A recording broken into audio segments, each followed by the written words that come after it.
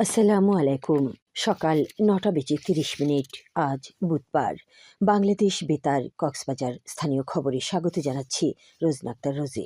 সাবেক প্রধানমন্ত্রী বেগম খালেদা জিয়ার মৃত্যুতে ৩ দিনের রাষ্ট্রীয় শোক পালন করা হচ্ছে। সেই সাথে জানাজা উপলক্ষে আজ সাধারণ ছুটি ঘোষণা করা হয়েছে। অন্তর্বর্তী সরকারের প্রধান উপদেষ্টা ডক্টর মোহাম্মদ ইউনূস জাতির উদ্দেশ্যে দেয়া ভাষণে গতকাল এ ঘোষণা দেন। ভাষণে প্রধান উপদেষ্টা শোকাহত দেশবাসীর উদ্দেশ্যে গভীর শোক ও সমবেদনা জানিয়ে দায়িত্বশীল ও শান্তিপূর্ণভাবে পরিস্থিতি মোকাবেলার আহ্বান জানান। তিনি প্রয়াত নেত্রীর পরিবারের সদস্য, রাজনৈতিক সহকর্মী ও কর্মী সমর্থকদের প্রতি সমগ্র জাতির পক্ষ থেকে সমবেদনা জানান এবং মহান আল্লাহর কাছে তার মাগফিরাত কামনা করেন।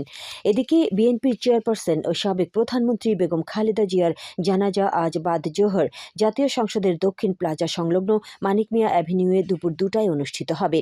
দুপুর ৩:৩০টায় চন্দ্রিমা উদ্যানে শহীদ রাষ্ট্রপতি জিয়াউর রহমানের কবরের পাশে তাকে রাষ্ট্রীয় মর্যাদায় দাফন করা হবে। রাষ্ট্রীয় শোক দিবস পালনের অংশ হিসেবে কক্সবাজার জেলার সরকারি, আধা সরকারি, স্বায়ত্তশাসিত প্রতিষ্ঠান, শিক্ষা প্রতিষ্ঠান সহ সব সরকারি বেসরকারি ভবন এবং বিদেশি কার্যালয়গুলোতে জাতীয় পতাকা অর্ধনমিত রাখা হয়েছে। এছাড়া জেলার বিভিন্ন মসজিদ, মন্দির সহ সব উপাসনালয়ে বেগম খালেদা জিয়ার আত্মার শান্তি কামনায় অনুষ্ঠিত হচ্ছে দোয়া ও বিশেষ প্রার্থনা।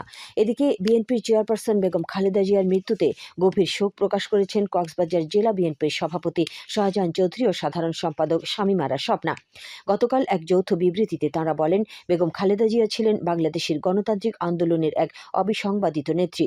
স্বৈরাচার ও ফ্যাসিবাদের বিরুদ্ধে তাঁর দৃঢ় অবস্থান, দেশপ্রেম এবং আপসহীন নেতৃত্ব জাতির ইতিহাসে চিরভাস্বর হয়ে থাকবে।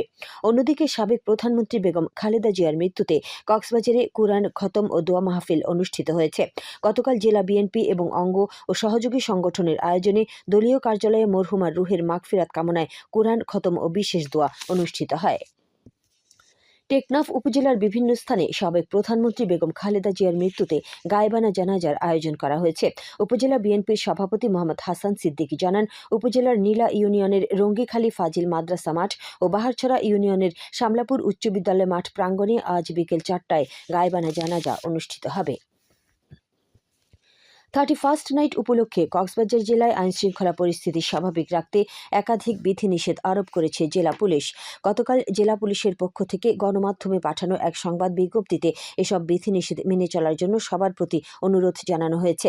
বিজ্ঞপ্তিতে বলা হয়, 31st নাইট উদযাপন উপলক্ষে কক্সবাজার শহর এলাকাসহ সমুদ্র সৈকতে আতশবাজি, পটকা ও ফানুস ওড়ানো সম্পূর্ণ নিষিদ্ধ থাকবে। একই সঙ্গে যে কোনো ধরনের দুর্ঘটনা এড়াতে আতশবাজি ও ফটকা বিক্রি এবং বিপণন কেন্দ্র বন্ধ রাখার নির্দেশ দেওয়া হয়েছে। এছাড়া 31st নাইট উদযাপন উপলক্ষে কক্সবাজার জেলার উন্মুক্ত স্থান ও রাস্তায় প্রকাশ্যে কোনো ধরনের কনসার্ট, নাচ কিংবা গানের অনুষ্ঠান না করার জন্য নির্দেশনা দেওয়া হয়েছে। আইনশৃঙ্খলা রক্ষায় 31 ডিসেম্বর সন্ধ্যা 6টা থেকে 1 জানুয়ারি সন্ধ্যা 6টা পর্যন্ত কক্সবাজার জেলার বার ও মদের দোকানে ক্রয় বিক্রয় বন্ধ রাখার সিদ্ধান্ত নেওয়া হয়েছে। এদিকে 31st নাইট ঘিরে কক্সবাজার জেলা পুলিশের পক্ষ থেকে 4 স্তরের নিরাপত্তা ব্যবস্থা জোরদার করা হয়েছে। এর আলোকে জেলা শহরের 10টি স্থানে তল্লাশি চৌকি ও পুলিশের নজরদারি থাকবে। গতকাল জেলা পুলিশের মুখপাত্র ও অতিরিক্ত পুলিশ সুপার অলোক বিশ্বাস এই বিষয়টি নিশ্চিত করেছেন। তিনি বলেন, 31st নাইট ঘিরে শহরসহ জেলার গুরুত্বপূর্ণ পয়েন্টে চেকপোস্ট, টহল ও গোয়েন্দা তৎপরতা বাড়ানো হয়েছে। এছাড়া গুরুত্বপূর্ণ 10টি স্থানে বিশেষ নজরদারি রাখতে কঠোরভাবে নির্দেশনা দেওয়া হয়েছে।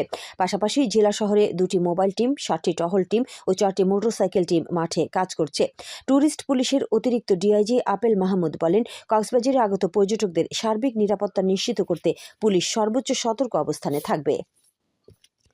পর্যটকবাহী জাহাজে নিরাপত্তা নিশ্চিতে যৌথ অভিযান পরিচালনা করেছে কোস্টগার্ড।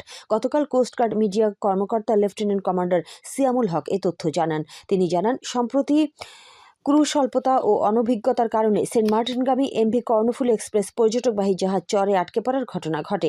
এছাড়া 27 ডিসেম্বর দ্য আটলান্টিক ক্রুজ এ অগ্নিকাণ্ডের ঘটনা ঘটেছে। এসব ঘটনার প্রেক্ষিতে মঙ্গলবার মধ্যরাত 3:30 থেকে ভোর 6টা পর্যন্ত কোস্টগার্ড স্টেশন, জেলা প্রশাসন ও বিআইডব্লিউটিএ এর সমন্বয়ে শহরের নুনিয়াছড়ার বিআইডব্লিউটিএ ঘাটে পর্যটকবাহী জাহাজগুলোতে যাত্রীদের নিরাপত্তা নিশ্চিতে একটি যৌথ অভিযান পরিচালনা করা হয়।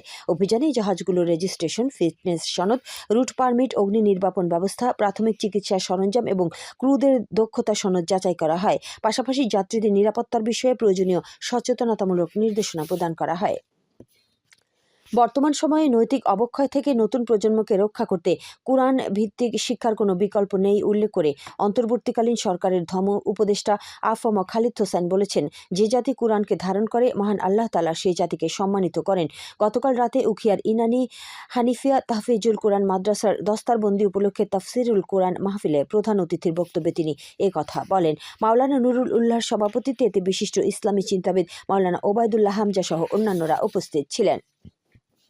আবহাওয়া এখন জানিয়ে দিচ্ছি বাঁকখালী নদীর মোহনা ও সংলগ্ন এলাকার সামুদ্রিক জোয়ার ভাটার সময়সূচি।